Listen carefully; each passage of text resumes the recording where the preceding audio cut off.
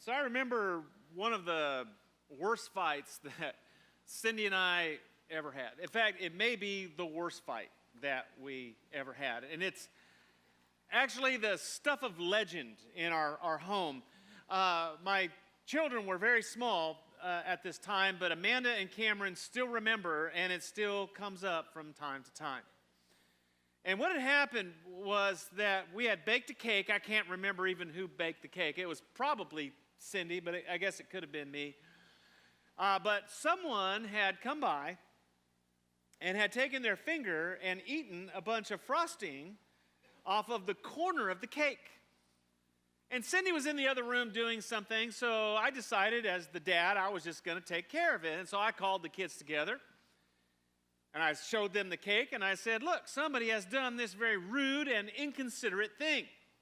We do not eat the frosting off the cake, so I need you to tell me which one of you ate the frosting off the cake. And they would not fess up. And so I said, fine, you guys can all go stand in the corner until somebody is willing to tell the truth. So Cindy comes in, and she sees the kids all standing in different corners, and she said, what's going on? And I said, loud so that all the kids would hear it, somebody was very rude and inconsiderate and ate the frosting off the cake. And Cindy laughs, and she said, oh, that was me.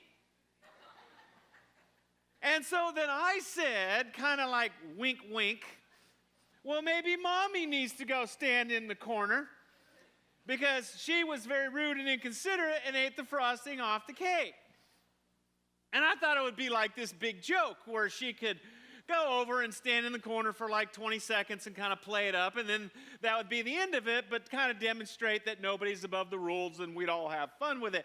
Well, Cindy didn't think it was very fun at all. And she didn't think that it was very funny or that it was a joke. In fact, she thought it was extremely insensitive of me. And she wasted no time in telling me exactly how she felt. Well, I thought she was overreacting. And so I told her exactly how I felt. And she said, fine. And she stormed off. And for the next hour, me and the kids sat on the couch, and we could hear her banging around the house. And, storming around, making all this noise. And we're like, oh, my goodness, what in the world is happening? This is terrible. So about an hour later, I put dinner on the table, and Cindy comes in to eat. I call her in to eat, and she is still steaming. In fact, she may even be madder than she was when I told her she was overreacting. And I looked at her and I said, look, let it go. What's the big deal? Why are you, and so I'm giving it to her, and she doesn't say a word. She just picks up the pot of hot corn on the table, and she throws the corn on me. And I'm covered in corn. And so I'm like, really? That's how you're going to do this? That's real mature. So I'm going, and then she looks down and she sees a glass of milk. She picks up the glass of milk and she throws the glass of milk on me. And I really tried to be mad, but it's hard to look intimidating and mad when you're standing there covered in corn and milk. And so I just started laughing. And then she started laughing because I was laughing, and we were able to resolve the issue. However, to this day, she still insists that she was right and that I was extremely insensitive and that I wasn't joking around. And to this day, I insist that she was wrong, that I was joking around or kind of half joking around, and that she was completely overreacting. This is normal in marriage. Like, not the corn and the milk part, I don't think. But conflict is normal. When you have two very different, very imperfect people living in the same house, like living life together, raising children together, dealing with problems and various issues together, making big decisions together, there's going to be conflict at one time or another. It is inevitable. It is going to happen. Furthermore, even when there is resolution, sometimes one or the other, and sometimes both, do not exactly get their way, because part of being married is this give and take, compromise and concession for the sake of the relationship and for the sake of the home. That's how we do things. And if this is done in a way that is not kind and loving and understanding and gracious, and not done with a servant's heart, then anger and bitterness and resentment can build up in the relationship. Furthermore, every marriage has its own conflict resolution pattern. There's kind of a culture to the marriage. And if that conflict resolution pattern is unhealthy or dysfunctional, again, anger and bitterness and resentment, various forms of baggage, can work their way into the relationship to the detriment of the marriage, and as later on we will see, even to the destruction of the marriage. And so it's very important that we as believers, for the sake of righteousness, for the sake of godly homes, for the sake of great marriages, that we learn how to resolve conflict in a healthy and constructive way. And I know that you're probably not surprised, because the Bible talks about righteousness a good deal, that the Bible talks about conflict resolution. And it talks about conflict quite a bit. And I'm going to use one of my favorite passages, which is the Sermon on the Mount. And in the Sermon on the Mount, Jesus talks about conflict in Matthew chapter 5, starting in verse 22. And he says, I tell you that anyone who is angry with his brother will be subject to judgment. Again, anyone who says to his brother, Raka, which means something bad, is answerable to the Sanhedrin. But anyone who says, you fool, will be in danger of the fires of hell.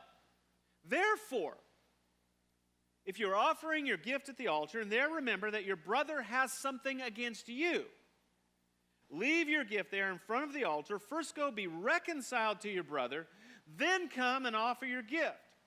Settle matters quickly with your adversary who is taking you to court. Do it while you are still with him and on the way.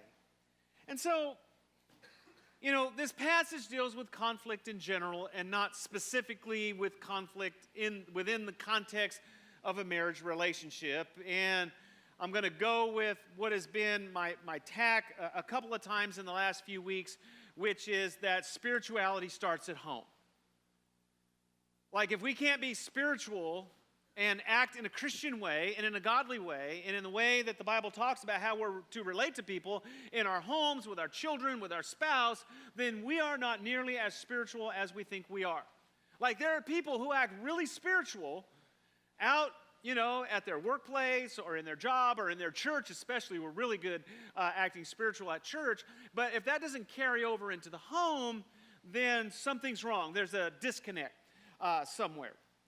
And so this passage, I believe, when applied to the home, can be very, very valuable to us. In fact, I think that there are two insights here that I kind of want to camp out on that we would be very wise to implement.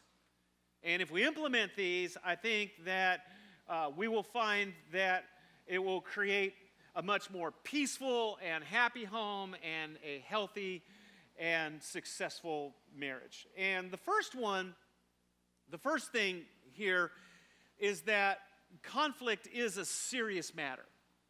And Jesus makes no bones about that.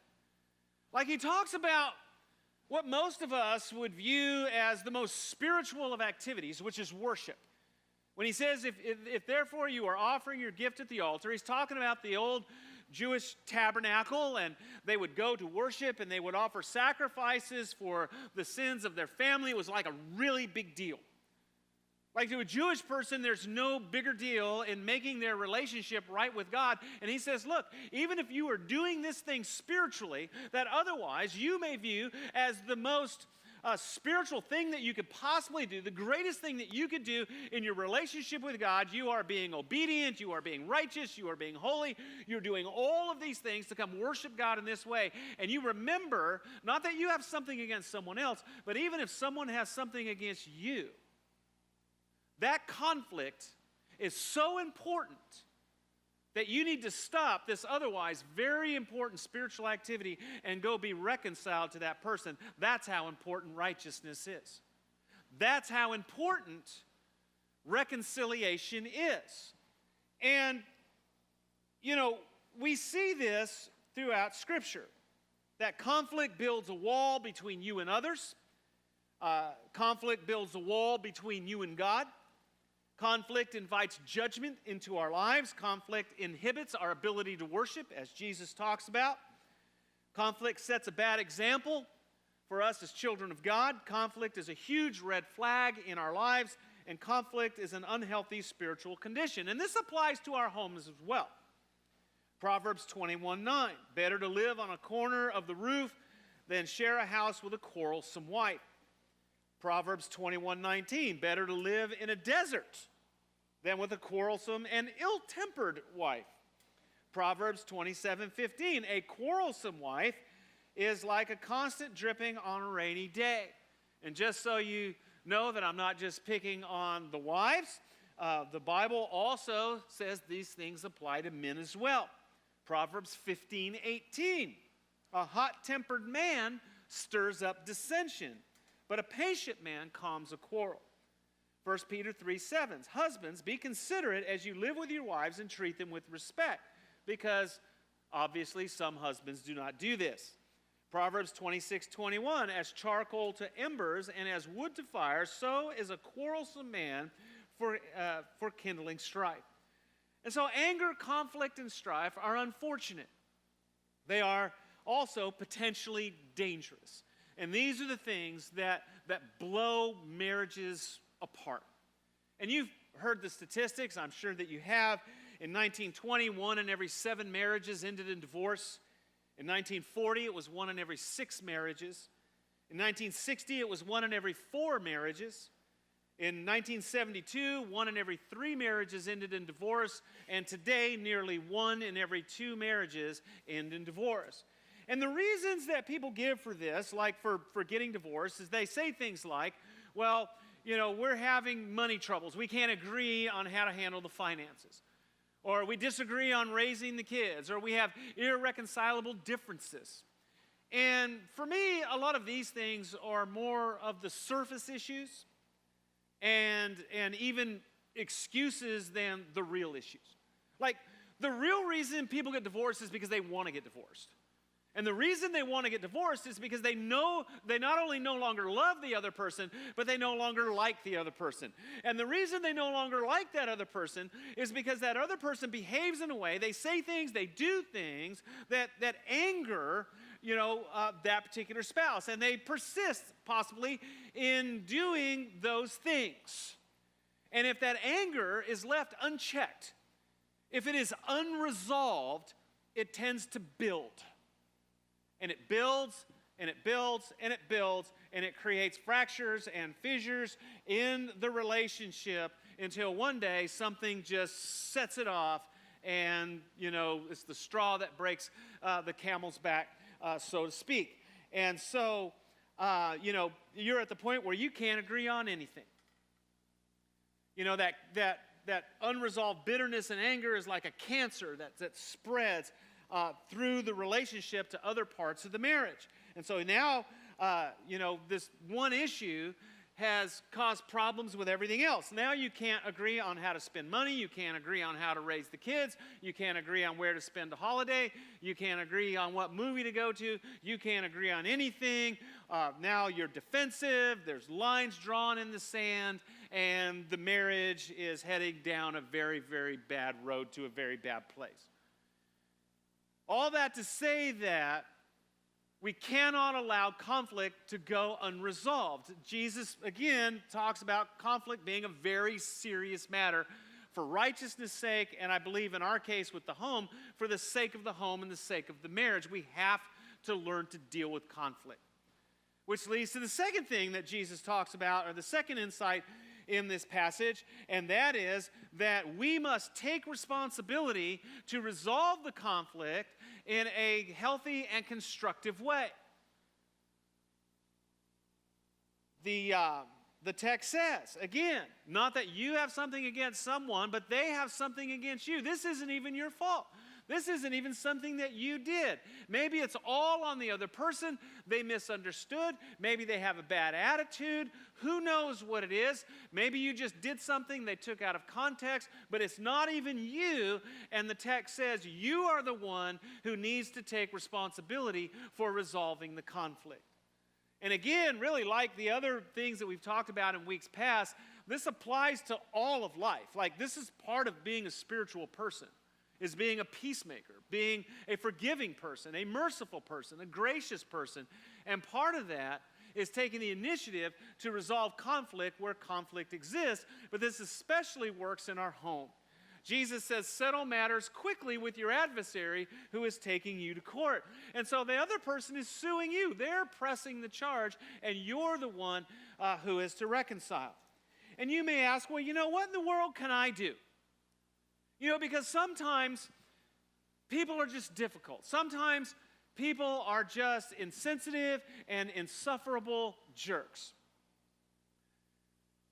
Well, allow me to suggest some rules of engagement, some ways to approach conflict and conflict resolution that I believe can help us be successful in restoring relationships. And again, I believe if we play by these rules and we take Jesus seriously, that we need to be the one to take initiative to make these wrong relationships right.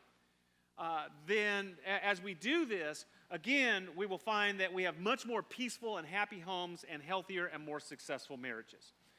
And so some of these I'm kind of pulling from the text, and then others just from other parts of Scripture and whatnot, but just 4 rules of engagement to help us as we resolve conflict. And again, most of these, in fact, I think all of them work in other environments, not just our marriage.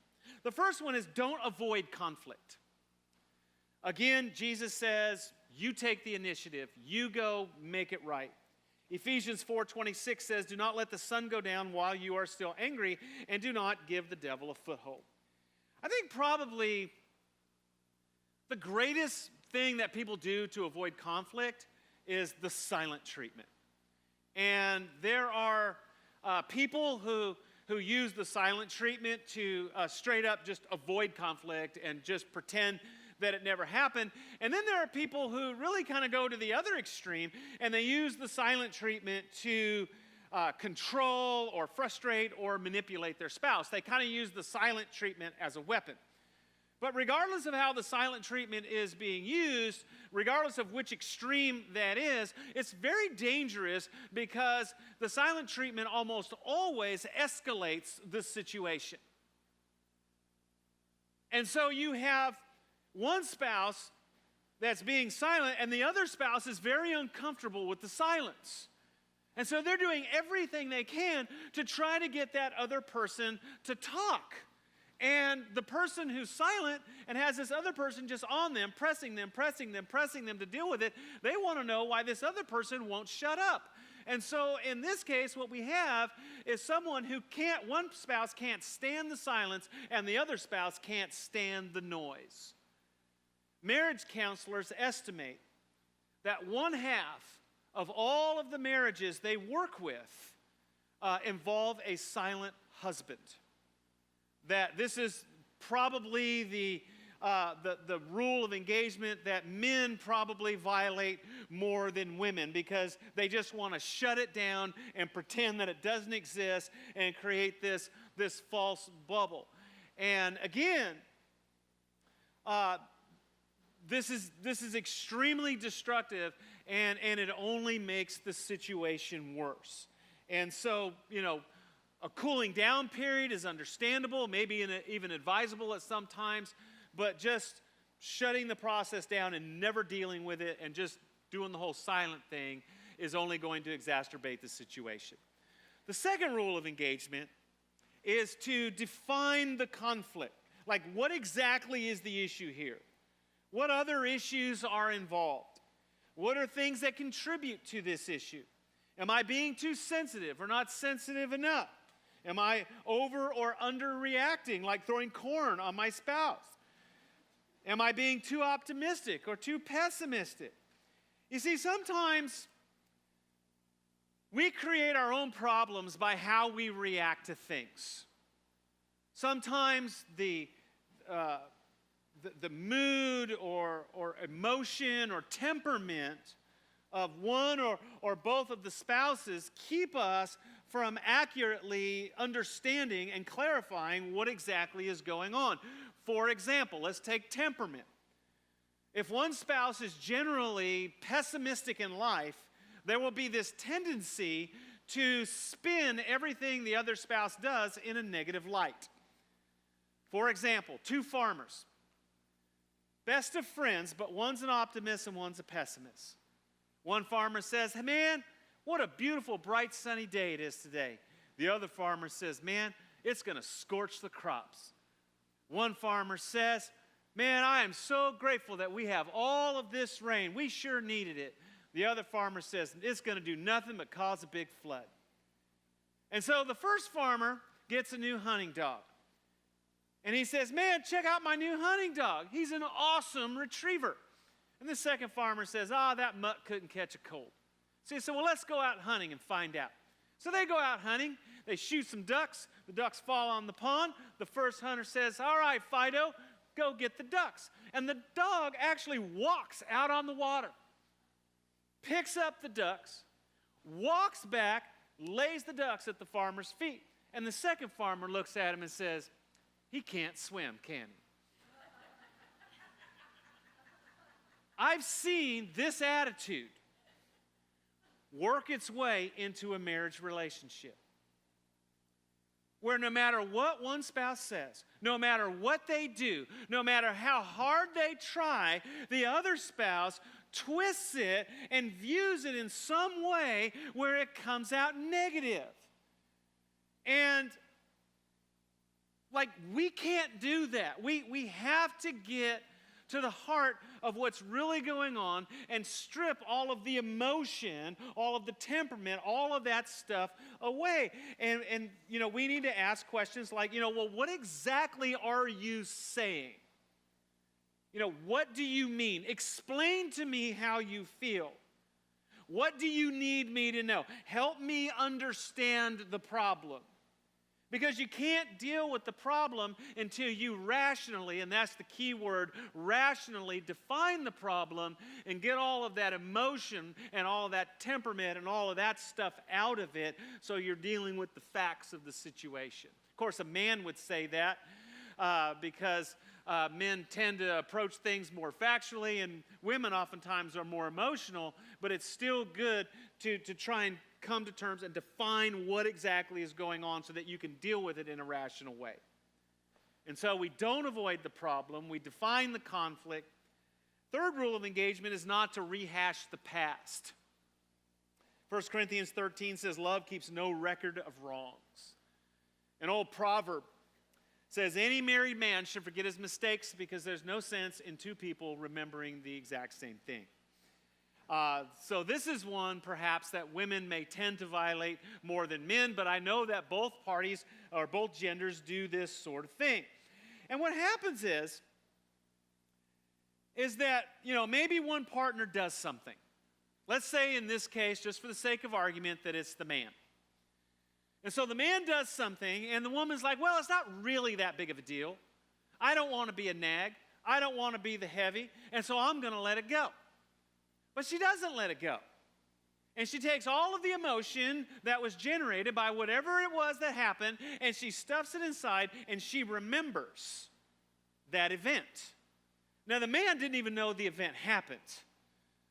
He's just, going along through life and, is completely unaware and clueless. And women are like, yeah, that's normal. And so then something else happens. And again, it's not that big of a deal, but it did bother her, and And there were some things that didn't sit right with her, and so she stuffs those things again. And again, men do the same thing too. Again, this is just for the sake of argument, because I picked on the men earlier. And so she locks it away and she keeps it. And in this way, every week or so, or however it takes, this emotion just builds and builds and builds and builds and builds. And then one day, some seemingly little insignificant thing happens, and she just goes Mount Vesuvius. And all of a sudden, all this emotion just comes rushing out in a torrent, and it's you did this, and you did that, and remember back in this, and he's standing there, and he has no idea what just happened. And he's confused, and he's frustrated, and he doesn't understand what his wife is feeling and why all this is coming up now, or even to begin how to resolve this particular situation. I've heard these referred to as emotional trading stamps. Like, the husband comes home late, doesn't call, emotional trading stamp. He never says, I love you, emotional trading stamp. She doesn't like how easy he is on the kids, emotional trading stamp. He takes all his clients out for lunch, but he never takes me out anywhere, emotional trading stamp. I'm left at home all day with the kids and cleaning the house, and I never get out. But when he comes home, he never wants to go out. Emotional trading stamp. And then one day, he leaves his shoes in the middle of the floor, and she completely loses it.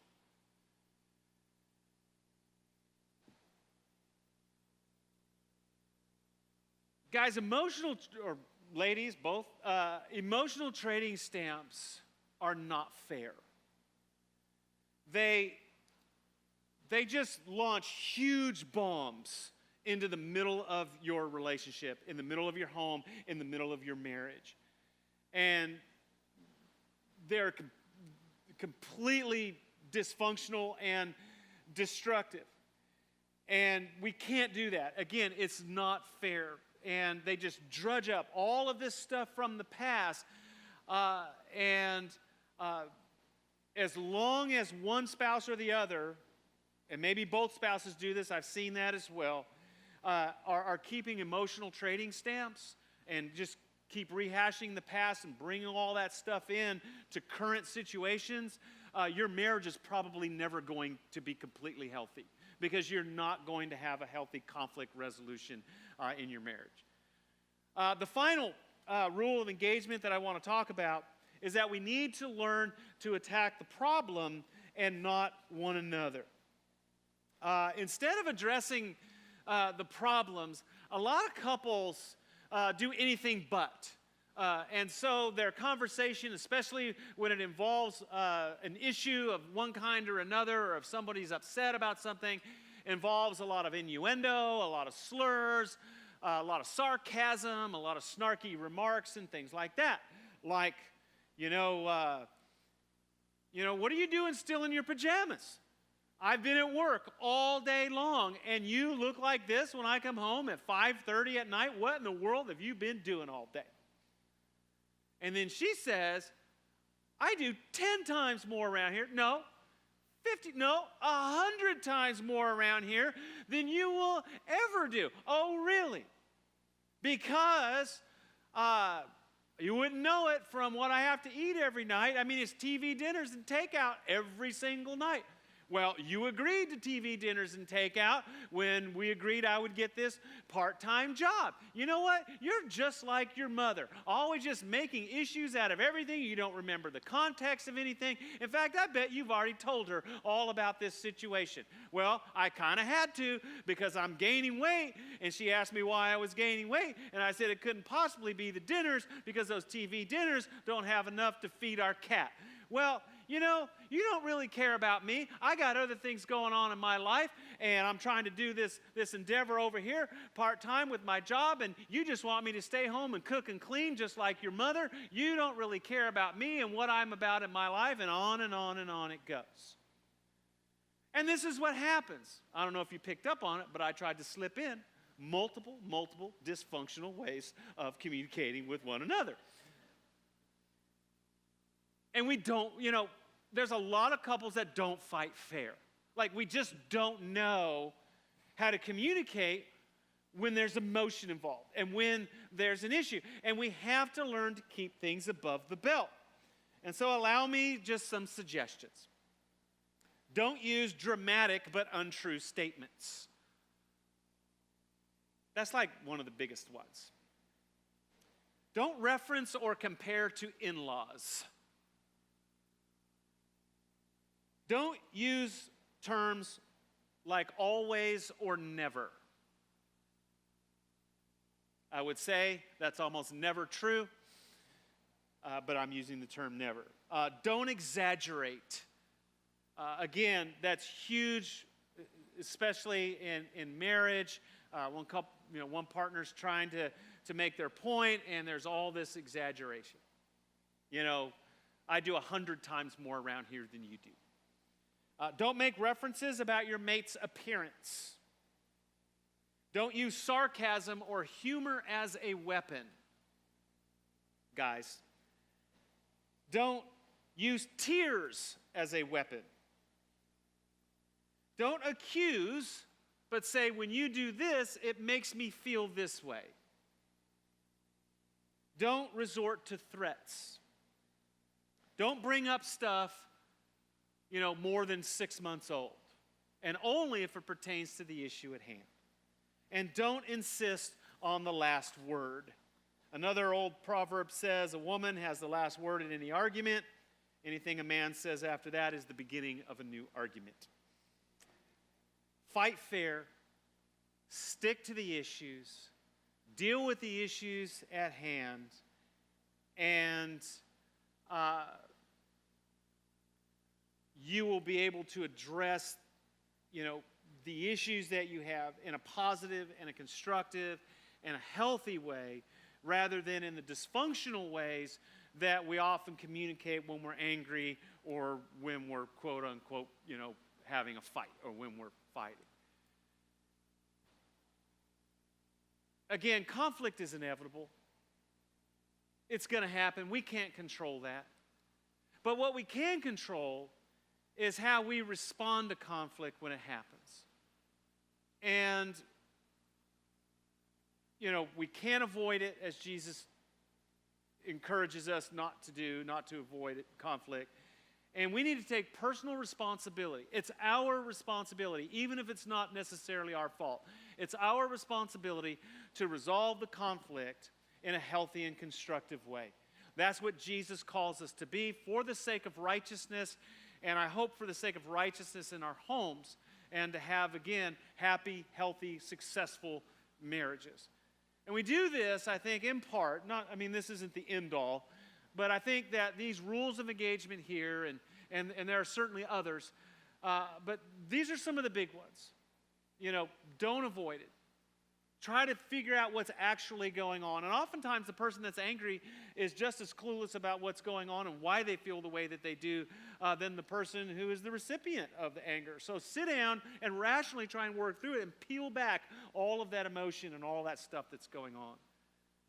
Don't rehash the past because it just puts you in an endless loop that you're never going to be able to get out of. And then finally, attack the problem, not each other. And view it that way. That is not your adversary in front of you.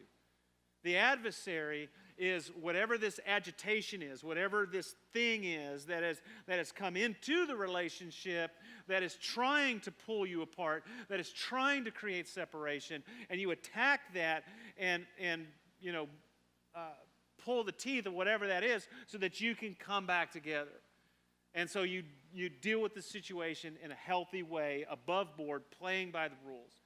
And again, I think that as we do that, and as our heart is really the heart of Christ, and in the spirit of what he talked about when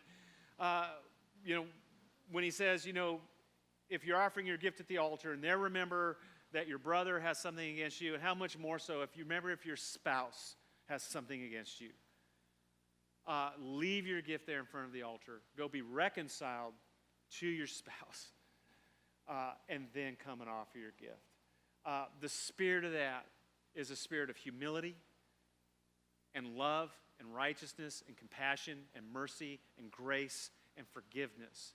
And as we bring that to bear in our relationship, we bring those resources into the relationship, you're going to find that the relationship is going to improve, and the level of peace and harmony and just plain goodness in your relationship is just going to be much better, and it's going to be a lot healthier.